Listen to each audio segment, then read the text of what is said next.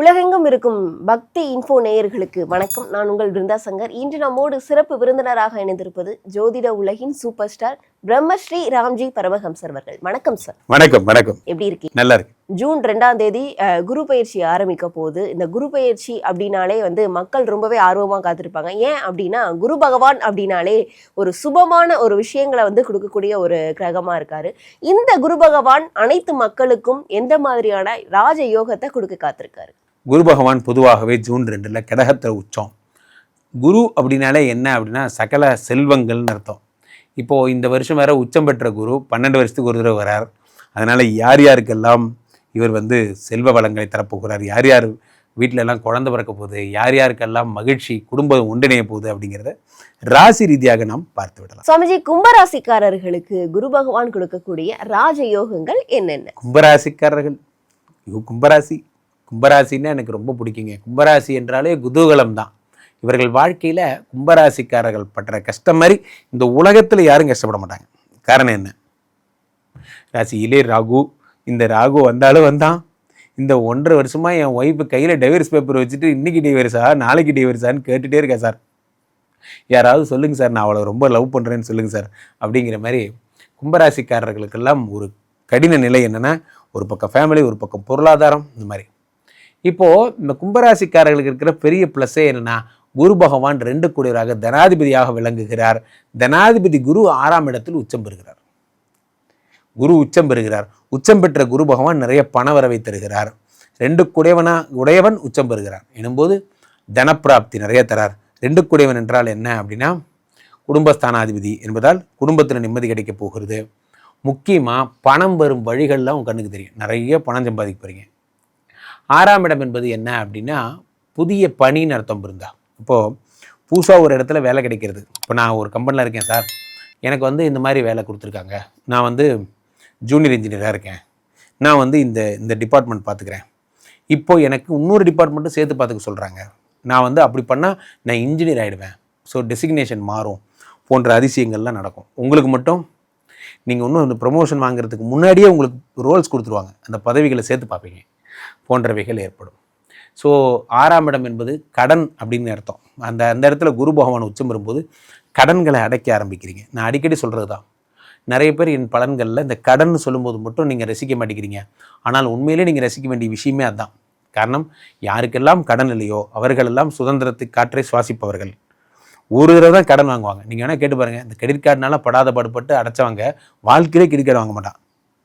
போதுண்டாயப்பா அப்படின்னு. அந்த மாதிரி இந்த 6ஆம் இடத்துல குரு பகவான் உச்சம் பெறும்போது கடன்கள்லேருந்து வெளியே வந்துடுவீங்க. இந்த தண்டல்னாலும் நான் பட்ட கஷ்டம்லாம் போகுது. இனி வாழ்க்கையில் தண்டலே வாங்கக்கூடாது.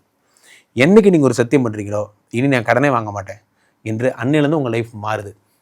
6ஆம் இடத்தை குரு பகவான் இருக்கிறார். 6லிருந்து 5ஆம் பார்வையாக 10 பார்க்குறார். இப்போ கும்பராசிக்காரங்க திடீர்னு உங்களுக்கு ஒரு எண்ணம் தொழில் தொடங்க போகிறீங்க, பிஸ்னஸ் ஆரம்பிப்பீங்க. அடுத்ததாக இந்த கும்பராசிக்காரர்களுக்கு 2ஆம் இடமாகப்பட்ட தனத்தை குரு பகவான் பார்க்கிறார்.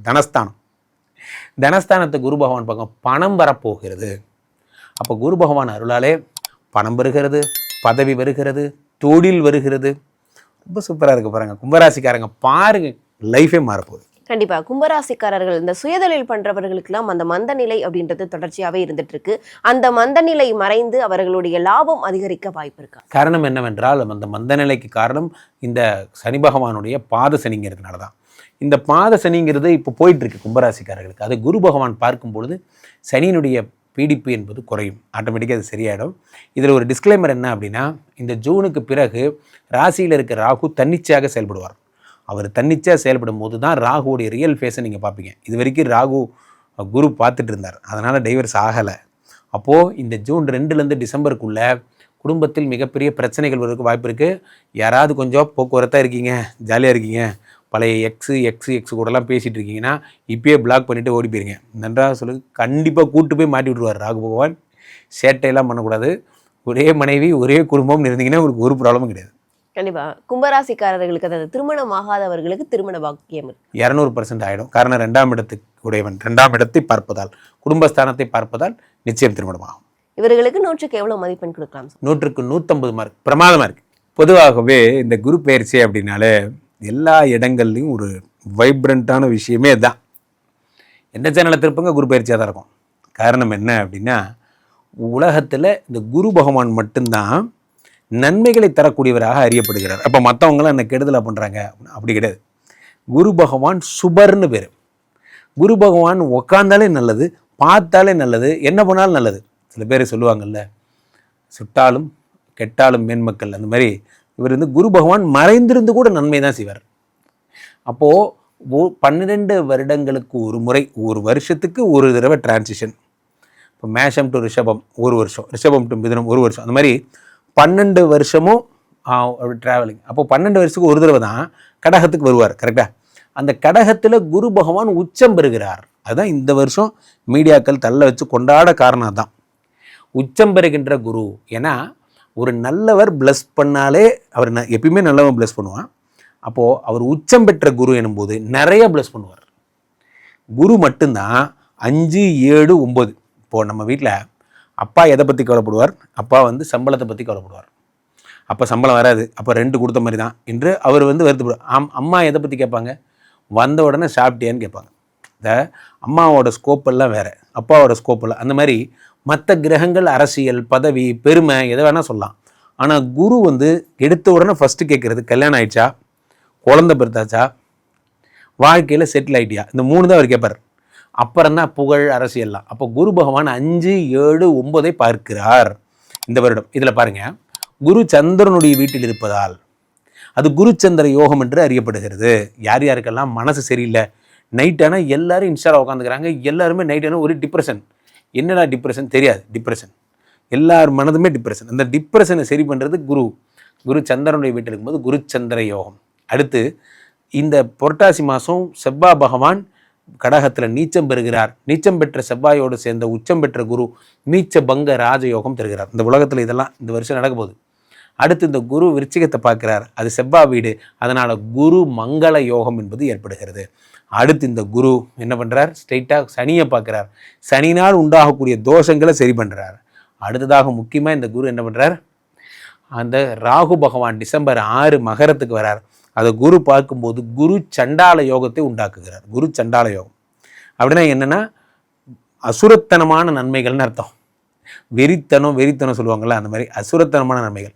இப்போது இந்த குரு சண்டால யோகம் நடக்கின்ற இந்த நேரம் சிம்மத்தில் இருக்கின்ற கேது மேலே போய் கடகத்தில் குருவோட சேர்ந்துறார். இது பேர் கோடீஸ்வர யோகம், குரு கேது சம்பந்தம். ஆக இந்த வருடம் நீச்சபங்க ராஜயோகம், குரு சந்திர யோகம், குருமங்கள யோகம், குரு சண்டால யோகம், கோடீஸ்வர யோகம், இது எல்லாத்தையோட போனஸாக குரு சனியை பார்த்துறார். இவ்வளவும் தரப்போகிறார். எல்லாம் ரைட்டு தான். அப்பா ஏசி போட்டாச்சு, லைட்டு போட்டாச்சு, சோபா போட்டு உட்கார வச்சாச்சு, புக்கை வாங்கி கையில் கொடுத்தாச்சு. நம்ம என்ன செய்யணும்? நம்ம தான் படிக்கணும். எல்லாமே கொடுத்துட்டாங்க. அந்த மாதிரி குரு பகவான் எல்லா விதமான நன்மைகளையும் தந்து விட்டார். இந்த நேரம் நம்ம என்ன பண்ணணும்? தொழில் தொடங்கணும், சின்சியராக ஒர்க் பண்ணணும். உதவுவதற்கு குரு தயார், ஆசீர்வாதம் செய்ய குரு தயார். ஓட வேண்டியது நாம் தான். அதை நீங்கள் மனசில் வச்சுக்கோங்க. ஆக இந்த குரு பயிற்சி பல பேருடைய வாழ்க்கையில் பெரிய மாற்றங்களை உண்டாக்குவது என்பதில் எந்த மாற்று கருத்தும் இல்லை. கண்டிப்பா 12 ராசிகளுக்கும் சிறப்பான ஒரு ராஜ யோகத்தை நீங்க சொல்லியிருக்கீங்க. கண்டிப்பா மக்களுக்கு அது ரொம்பவே பயனுள்ளதா இருக்கும். சுவாமிஜி, மக்கள் உங்களை தொடர்பு கொள்ளணும் அப்படின்னா எப்படி தொடர்பு கொள்றது? மக்கள் என்னை தொடர்பு கொள்ள கீழே போயிட்டு இருக்க இந்த 2 நம்பரை கூப்பிடுங்க. உங்களுடைய சொந்த ஜாதகத்தை பார்த்து கொள்ளுங்கள்.